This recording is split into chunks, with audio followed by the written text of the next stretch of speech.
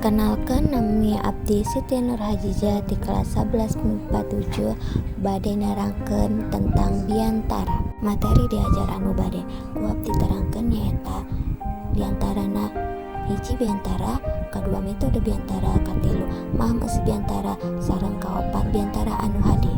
Pengertian biantara. Biantara teh nyaeta nyarita hareupeun balarea pikeun nganepikeun salah sahiji alatan api masalah secara teratur, berurutan serta jelas kalawan aya tujuan maksud anu tangtu. Metode biantara. Hiji metode impromptu atau ngadadak disebut cara ngadadak sabab biantara ditepikeun langsung teu make persiapan. Kadua metode ngapalkeun. Nyaeta metode biantara anu dilakukan ku cara ngapalkeun naskah. Katilu metode naskah. Metode naskah mangrupa teknik biantara ku cara maca naskah. Kaopat ekstemporan. Nyiapkeun konsep biantara secara gurat-gurat atawa ngan ukur poin-poin penting. Maham eusi biantara. Hiji jejarna aktual.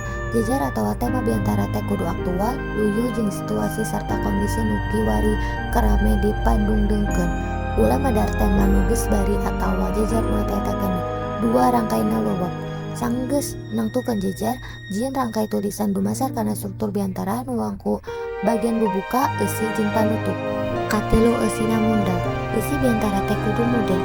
Artina rea mangpaat yang pulunganeunana teu padu ukur nyen atawa nyontot teks biantara nu geus aya. Opat basana hade biantara. Biantara teh kudu batak pirut sabab patali jeung seninya harita.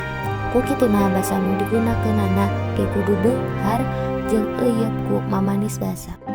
Eusi biantara. Sangka nempikeun biantara hade jeung tertib sawatara hal nu kudu diperhatikeun.